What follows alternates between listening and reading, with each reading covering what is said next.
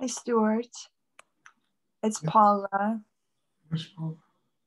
Could you please talk about like the human condition? Sometimes my mind is quiet, and today for me it was very noisy, and there was emotionality, I guess, from sentimental holiday stuff.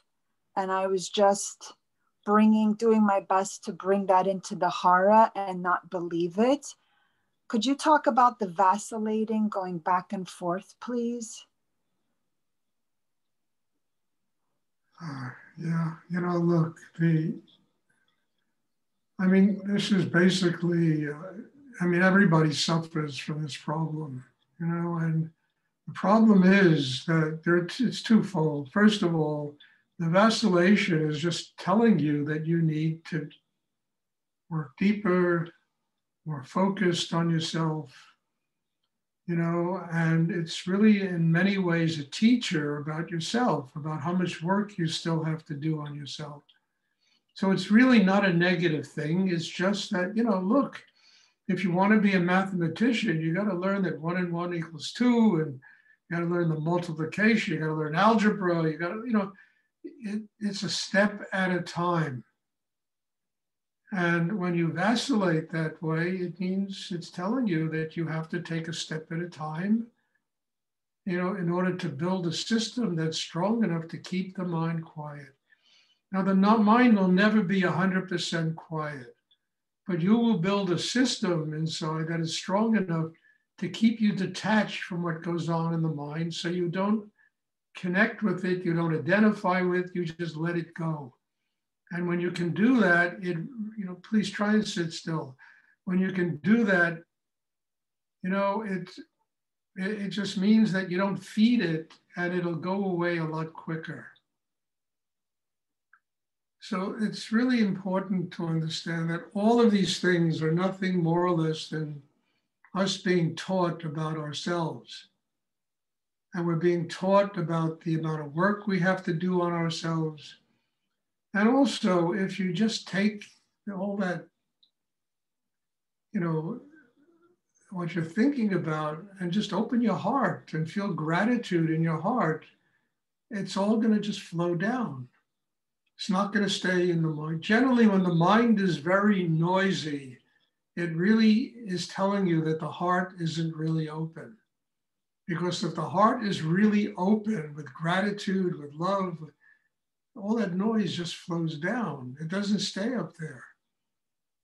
It's like unclogging the kitchen sink. You get rid of the clog and everything flows. And the usual problem is not even in the mind, it's in the emotions. It's in the heart. So that if you open the heart, if you feel gratitude, a lot of that noise is just going to flow down. It'll go right down into the hara. And instead of being something distracting you and disturbing you, it'll be building a strong core within you. So, all of these things work together. You're being reminded that you need more work to do on yourself. You're being reminded that your heart really isn't open. Otherwise, there wouldn't be all that noise in the brain. You're being reminded, how much detachment you have to build inside yourself, so that experiences you have during the day, are not things that make you crazy 2 days later. 2 days later, you're living in another moment. You come to this meditation class, you're living in another moment. I think I spoke about this the other day, but it's really true.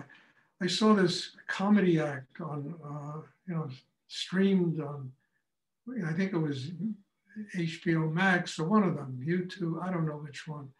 But anyway, I saw it, and there were these two comedians who I used to like a lot years ago, Mike Nichols and Elaine May. And Mike Nichols says to Elaine May, where he came to this, but it was great.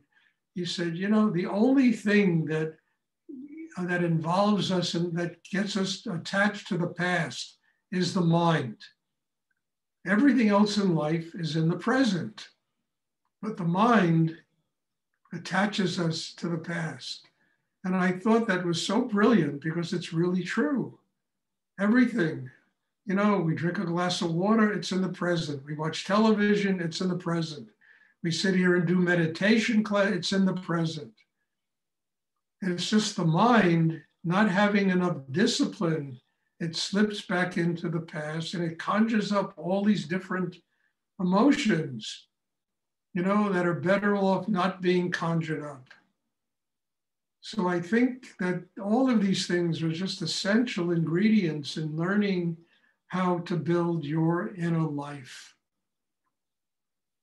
how to read these things, how to use them as a teacher, how not to get caught up in them, you know, and how to say, okay, I need to get stronger. I need to build a stronger inner life. I need to get my heart more open. I need there to be more gratitude in my heart. And all of this works together and it's amazing. And it not only serves us in a meditation class, it serves us no matter what we do during the day. Because the purpose of living is to live in the moment. It's not to live in the past. The past doesn't exist. It's a shadow. It follows us around, you know? And yet we identify and connect with it and allow it to interfere with our ability to, you know, to be conscious in the moment. All of this works together. And I think that's so much the very nature of this meditation practice is to build a system inside that is strong enough to allow us to live our lives in the moment instead of being caught up with things that happened, you know, a day ago, a month ago, years ago, 5 lifetimes ago, you know.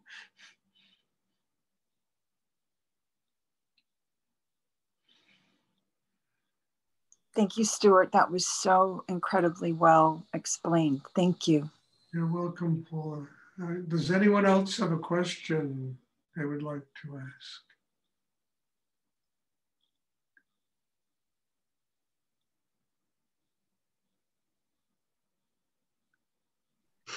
Stuart? Yes. My question is, I had very difficult times with Corona, and now I can feel that I'm close in my lungs. I'm not there I was before Corona when I meditated. Oh, Flora, look, just rest, rest. Your job is to rest and take, if there's any medicines you have to take them and just rest. And Okay. this thing will go away. Don't beat yourself up, people. That's what it does. It really creates problems in the throat. It creates, you know, coughing and dry throat, and you can't taste anything. If you rest, it'll go away. If you just do that. It's difficult to rest because I have so many things to do, you know. Well, then look, go on vacation for 3 days, okay? Take your own personal vacation. The hell with everything you have to do. Just get better. And you're not going to get better unless you rest. Okay. I mean that. Let it all go. It'll, you know, you can do it in 3 days, you know? And if somebody would say, look, I have COVID-19, leave me alone, let me get well, you know? And if they say, no, you got to do this, you say, you know, screw you. I've got to get well. That's my job right now, is to get well. Okay. And don't start beating yourself up because you can't do this, you can't do that. Get well, then you'll be able to do everything. Yes, true. I mean, my daughter had it. She had it twice, my daughter. The first time it was really pretty serious. Mm-hmm. And she, you know, she barely could get out of bed, you know, and she just had to rest and rest and rest. And eventually it took 3-4 days, it went away. Second time she had it, she's already had 3 vaccinations and she had, so it took about, 20 minutes. She had a few symptoms and then they went away. You know? I'm so scared when it's come back. I was very good after 3 days when I was bad again, and it is attacked me. Just rest. Find out from your doctor if there's any. There's certain pills they make now that are good for this. I don't. I read about them. There's companies that have made pills that could really help for the medicine. Find out about these things and rest. The key to getting well is rest. Drink a lot of water. I hate to be your nanny here, but drink a lot of water. I do. And rest. Okay. And all the rest of it is nonsense. It doesn't matter. It'll all get taken care of. I'm drinking tea, warm tea, because I'm freezing. Tea, drink water, drink a lot of liquids. Not alcohol, but tea, water. No. Maybe for New Year. Not even for New Year. Just get well, okay? Thank you so much. Does anyone else have a question they would like to ask?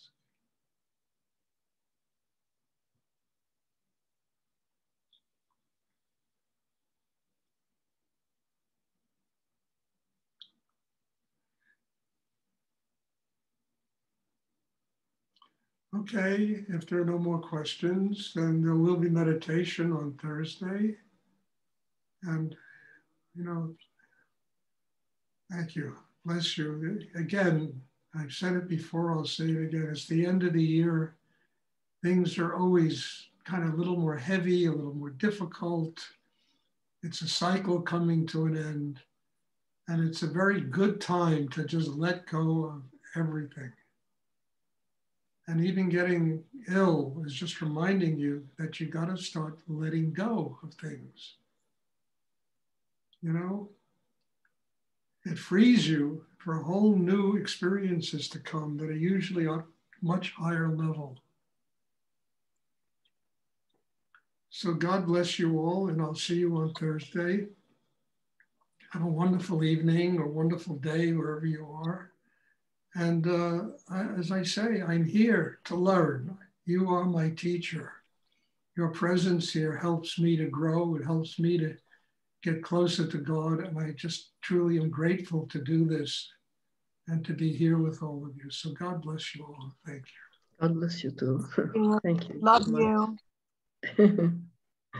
Bye.